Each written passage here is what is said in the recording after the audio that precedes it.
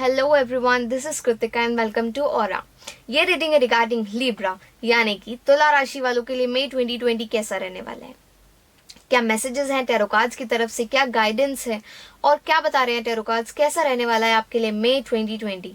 सो आइए देखते हैं। जो कार्ड्स आप लोगों के लिए आए हैं वो हैं abundance, slowing down, new vision, mind, rebirth, intensity, experiencing, completion, schizophrenia, totality, breakthrough, receptivity, friendliness, the rebel, awareness, possibilities, the lovers, sharing, moment to moment, the burden and success.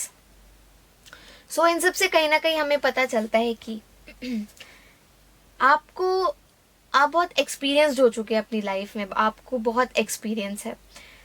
एक तो हम कहते हैं कि हम बहुत ज़्यादा एजुकेटेड हैं। कुछ पर्सन होते हैं जो बहुत ज़्यादा एजुकेटेड होते हैं, उन्होंने अपनी लाइफ में ना बहुत एजुकेशन जो है वो ली होती है। लेकिन यहाँ में पता चलता है कि आप अलग तरह से एजुकेटेड हैं, आप कहीं ना कहीं लाइफ को लेकर बहुत ज़्यादा एक्सपीरियंस कर चुके हैं। आपको जो आपके पास एक्सपीरियंस है ना वो किताबों से भी ऊपर उठकर है, जिसमें हम बोलते हैं कि पर्सन को लाइफ का एक्सपीरियंस है। जो सबसे बड़ा एक्सपीरियंस या लेसन्स जो हमें देती है वो लाइफ देती है। तो कहीं ना कहीं हमें दिखाई देता है कि आपको इस तरह का भरपूर मात्रा में एक्सपीरियंस है। आप लाइफ के हर फेज में कहीं ना कहीं एक्सपीरियंस कर चुके हैं, आप अच्छे से जानते हैं, आप इतना एक्सपीरियंस कर चुके हैं कि आप बहुत आसानी से चीज़ों को परख लेते हैं। आपको बहुत ज़्यादा टाइम नहीं लगता उनको परखने में, क्या गलत है क्या सही है। मई के मंथ में दिखाई देता है कहीं ना कहीं कि आप बहुत धीरे धीरे आगे बढ़ रहे हैं, लेकिन आप पॉजिटिविटी की तरफ आगे बढ़ रहे हैं। हो सकता है ये आगे बढ़ना बहुत ज़्यादा एक स्लो मोशन में हो, बहुत ज़्यादा इसकी स्पीड जो है वो बहुत कम हो, लेकिन ये आपको डेफिनेटली एक पॉजिटिव रास्ते पर लेकर जा रहा है। ये मंथ जो है आपके लिए कहीं ना कहीं पॉजिटिव है। आप इस मंथ में कहीं ना कहीं पॉजिटिव हो रहे हैं, पॉजिटिविटी की तरफ जा रहे हैं। आप चीज़ों को एक नए नज़रिए से देख रहे हैं।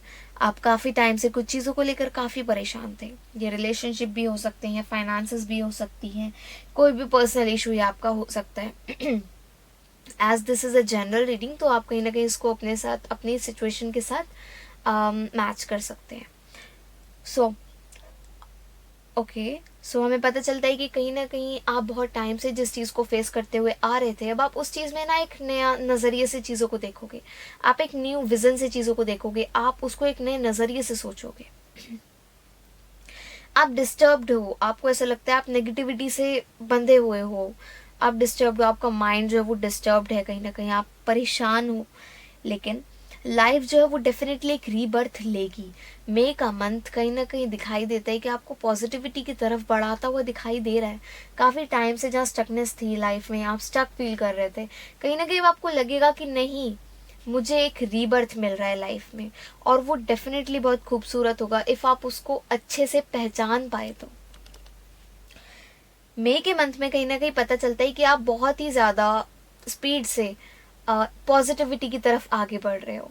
पीछे का आप कुछ भी नहीं सोचना चाहते। अब आपको लगता है जो हो गया वो हो गया, मुझे पीछे मुड़कर नहीं देखना, मुझे बस आगे देखना है कि आगे क्या है, मुझे बस अपना कल संवारना है, मुझे जो हो गया उसके पीछे मुझे नहीं भागना, मुझे बस कल ठीक करना है, आने वाला जो मेरा फ्यूचर है मुझे वो बनाना है। एक्सपीरियंसिंग का कार्ड जो आया है वो कहीं ना कहीं में बताता है कि आप काफ़ी टाइम से कुछ एक्सपीरियंस कर रहे हैं, आप परेशान हैं किसी चीज़ को लेके काफ़ी ज़्यादा। कोई ऐसा एक लाइफ में एक फ्रेज़ है, कोई एक ऐसा आपकी लाइफ में एक टॉपिक है जो बहुत मैटर करता है, और कहीं ना कहीं आप उसको लेकर बहुत परेशान है बिकॉज आपको ना उसमें सक्सेस नहीं मिल रही। ये लव लाइफ हो सकती है, या फिर ये करियर हो सकता है, फाइनेंसेस हो सकते हैं। सो आप परेशान है कहीं ना कहीं, आपको ऐसा लगता है कि मेरी किस्मत में ही ऐसा क्यों लिखा है। यस, कहीं ना कहीं आपको ऐसा फील होता है कि मैं क्या यही होना है पूरी ज़िंदगी, क्या कुछ अच्छा है ही नहीं। लेकिन डेफिनेटली आपको इसका रिजल्ट बहुत अच्छा मिलेगा एक दिन। ये प्रॉब्लम्स जो आपको आज जो फेस करनी पड़ रही हैं, इसके बाद जो आपको एक आउटकम मिलेगा वो डेफिनेटली बहुत पॉजिटिव होगा, बहुत खूबसूरत होगा। कंप्लीशन का कार्ड जो आया है वो हमें बताता है कि कहीं ना कहीं आप खुद ही ये पहेली जो है आज तक लाइफ के सुलझाते हुए आए हैं। आपने अपने लिए खुद मेहनत करी है, बहुत मुश्किल से आपको किसी का सपोर्ट मिला है जहाँ आपको चाहिए था। आपने जो करा है अपने अपने सपोर्ट से करा है, खुद करा है। लेकिन अभी भी आपको गिव अप नहीं करना, आपको छोड़ना नहीं है, बिकॉज अब कुछ ही तो टाइम है जहाँ सब कुछ कंप्लीट होने वाला है। कुछ स्टेप्स ही हैं बस जहाँ आपको आगे चलना है और सब कुछ आपको कंप्लीट होता हुआ दिखाई देगा। तो ज़रूरी ये है कि आप आगे का स्टेप जो है उसको कंप्लीट करें, उसको अधूरा ना छोड़ें। बिकॉज आपने जितना कंप्लीट करा है ना, अगर आप अब जो है स्टेप आ रहा है लाइफ में आप उसको छोड़ दोगे तो पीछे का करा हुआ सब खराब हो जाएगा। लेकिन अगर आप ये स्टेप नहीं छोड़ोगे, ये कुछ स्टेप और आप आगे चलोगे, तो डेफिनेटली आपको एक बहुत ही प्यारा सा रिजल्ट मिलेगा। इसके बाद कार्ड आता है स्किज़ोफ्रेनिया। स्किज़ोफ्रेनिया में कहीं ना कहीं बताता है कि आप कहीं ना कहीं इतने स्टक फील करते हो कि आपको लगता है कि मैं दोनों तरह से कहीं ना कहीं हर जगह से इतना ज़्यादा फंस चुका हूँ या फंस चुकी हूँ कि अब कुछ हो ही नहीं सकता। मतलब अब चीज़ों का बिगड़ना जो है वो लिखा है और अब चीज़ें बिगड़ेंगी, अब कुछ नहीं सुधर सकता। आपको कहीं ना कहीं ऐसा लगता है। कभी कभी आप इतने नेगेटिव हो जाते हो कि आप कहीं ना कहीं ये सोचते हो कि कोई नेगेटिव चीज़ मेरे आसपास है, यस कुछ नेगेटिविटी मेरे आसपास है, मेरे ऊपर किसी नेगेटिविटी की नज़रें हैं। आपको कई बार ऐसा भी लगता है। मतलब मई के मंथ में भी ऐसी एनर्जीज हमें दिखाई दे रही हैं।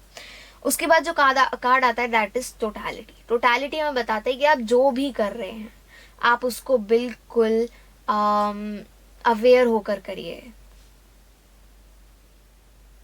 जो भी स्टेप आप उठा रहे हैं, जो भी डिसीजन आप उठाएंगे मई के मंथ में, अगर आप कोई बड़ा स्टेप उठा रहे हैं तो आपको बहुत ध्यान रखना है कि आप कहीं फंस ना जाए, कहीं आपको हार्म ना हो किसी भी तरीके का। तो इफ आप कोई बड़ा स्टेप उठा रहे हैं तो डेफिनेटली आप उसको बहुत सोच समझ कर उठाइएगा। ब्रेक थ्रू हमें बताता है कि मई के मंथ में हो सकता है आप वो बैरियर्स तोड़ दो जो आपके आगे लगे हुए हैं और आपको आगे बढ़ने से रोक रहे हैं। और ये बैरियर्स तोड़ने के बाद आपको खुद में पॉजिटिविटी दिखाई देगी। कहीं ना कहीं जो आप परेशान है, जो आपको इतने टाइम से आप इमोशनली जो परेशान है ना, जो आप इमोशनली डिस्टर्ब है, कहीं ना कहीं आप जब वो बैरियर तोड़ेंगे ना तो आपको एक फ्रेशनेस फील होगी खुद में। आपको ऐसा लगेगा कि नहीं, पॉजिटिविटी है, बस कहीं ना कहीं दब जाती है किसी ना किसी चीज़ की वजह से।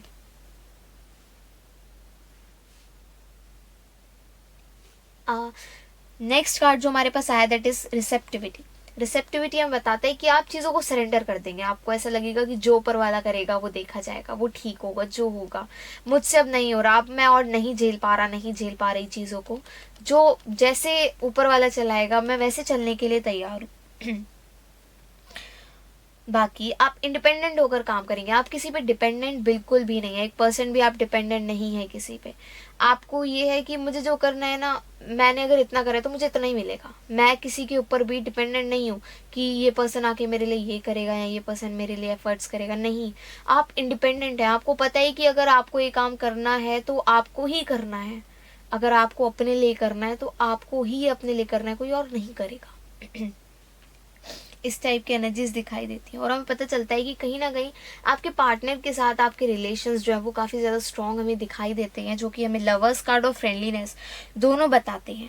कहीं ना कहीं हमें पता चलता है कि एक फ्रेंडशिप से जो अपर लेवल का जो रिलेशन होता है, जहाँ दोनों पार्टनर्स की कहीं ना कहीं इंडिपेंडेंसी होती है रिलेशनशिप में, हम किसी दूसरे पे डिपेंडेंट नहीं होते, हम अपनी तरफ से सारे एफर्ट्स करते हैं।